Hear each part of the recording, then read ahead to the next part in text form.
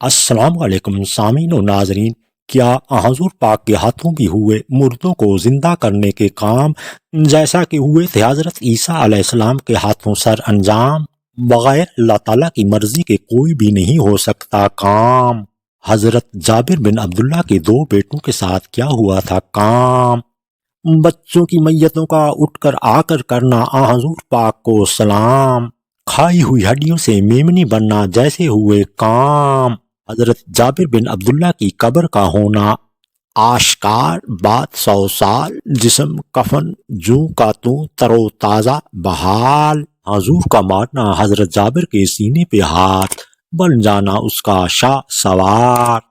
پھر شروعات، بسم اللہ الرحمن الرحیم۔ حضرت جابر بن عبداللہ کر رہے تھے حضور کی دعوت کے انتظام، جب بکری ذبح کر رہے تھے بچے دیکھ رہے تھے جو تھے ابھی نادان۔ اس کام سے فارغ ہو کر لگ گئے کوئی اور کام، نہ دیا بچوں پر دھیان۔ بڑا بھائی چھوٹے بھائی سے ہوا یوں کلام، تم بکری بن جا میں والد جیسا کرتا ہوں کام۔ اس وجہ سے چھوٹے بھائی کی چلی گئی جان، بڑا بھائی کھو بیٹھا اوسان۔ چھت سے گرنے کی بنا پر اس کی بھی زندگی ہوئی تمام۔ بچوں کی یہ حالت دیکھ کر ایک دفعہ والد ضرور ہوئے ہوں گے پریشان، مگر نہ کھوئے اوسان۔ دونوں بچوں کی میتوں کو چھپانے کا کیا انتظام۔ حضور آ کر نہ ہو بے آرام، تھوڑی دیر میں آ گئے مہمان۔ حضور نے آتے ہی بچوں کے پوچھنے کا کیا کام، کھیل کود رہے ہوں گے کہیں باہر میدان۔ حضور کا اس موقع پر فرمان، بچوں تک پہنچا دیں میرا پیغام، آ چکے ہیں مہمان، کھانا آ کر ساتھ کھائیں، انتظار کر رہے ہیں ہم سب مہمان۔ حضرت جابر بن عبداللہ کا حضور پاک پر پختہ ایمان، کیسے نہ جا کر دیتا پیغام، بچوں کی میتوں کے پاس جا کر پہنچایا حضور پاک کا پیغام۔ حضور پاک تمہیں بلا رہے ہیں، حکم عدولی نہیں کرو گے میرا ایمان۔ بچے اٹھ کر ساتھ ہو لیے، آ کر کیا حضور پاک کو سلام۔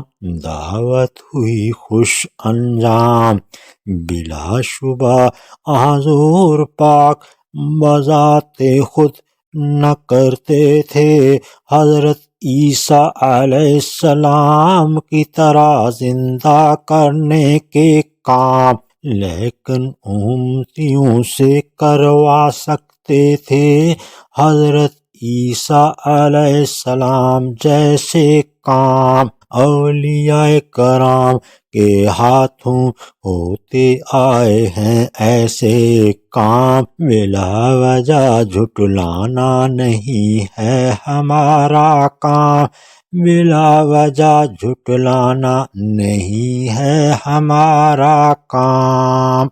ایک اور جگہ یہ واقعہ بیان ہوا کچھ اس انداز، حضور پاک کی دعوت، حضرت جابر بن عبداللہ کے گھر ہو رہا تھا انتظار۔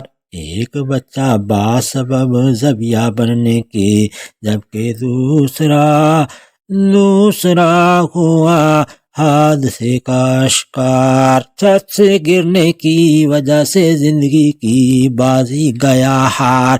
ماں جو اکیلی تھی، ماں نے جب دیکھا یہ حال، رکھ لیا دل پر ہاتھ، ڈال دیا بچوں کی میتوں کو ٹھنڈے تندور میں، نہ پتہ چلے کسی بھی حال، اگر نہ دیکھ کر اداس ہو جائیں گے آپ، دعوت ہو جائے گی خراب۔ حضور کی آمد صحابہ تھے ساتھ، حضور پاک نے آتے ہی بارزائے الہی کیا بچوں کے بارے میں دریافت۔ حضرت جابر بن عبداللہ نے باہر جا کر اپنی بیوی سے کی پوچھ تاچھ، باامر مجبوری بیوی کو بتانا پڑی ساری بات، دیا سارا حال۔ حضرت جابر نے جا کر کیا بہانہ، نہیں ہے اس وقت بچے دستیاب۔ حضور پاک نے رضا الہی پھر کیا دریافت، کھانا کھائیں گے آج ان کے ساتھ، دسترخوان پر ان کی موجودگی ضروری قرار، دسترخوان پر ان کی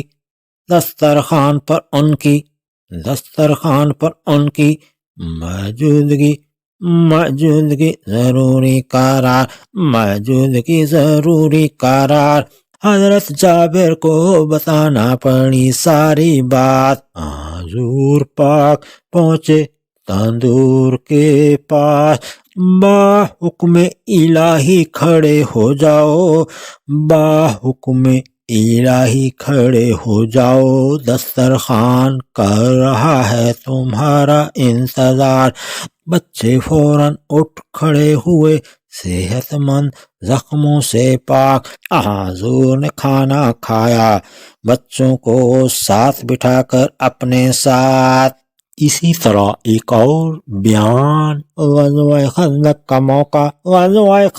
کا موقع، حضور کے پیٹ پر پتھر دے کر حضرت جابر نہ کر سکے برداشت، پہنچے گھر، جو تھے گھر میں سیر چار، پیس کر آٹا ہو جائے تیار، بیوی سے کر رہے تھے درخواست، بکری کی میمنی ذبح کر کے گوشت کیا گیا تیار، دعوت کے لیے پہنچے حضور پاک کے پاس۔ اس موقع پر ملی ان کو یہ ہدایات، دیا کو چولہے پر رکھا جائے برقرار، میرے آنے سے پہلے گوندے آٹے سے روٹیاں نہ ہوں تیار۔ حضور نے لیا اپنے ہزاروں صحابیوں کو اپنے ساتھ، گوندے ہوئے آٹے میں ہنڈیا میں شامل کیا جو لوا پاک، روٹیاں ہونے لگی تیار، سب صحابیوں نے پیٹ بھر کر کھا لیا، گوندا آٹا ہنڈیا جو کی توں برقرار، کھائی ہوئی ہڈیوں کو جمع کروایا گیا ایک برتن میں، لگایا جو آپ نے اس پر ہاتھ، بکری میمنی زندہ جاندار بحال، باحوالہ بخاری مسلم۔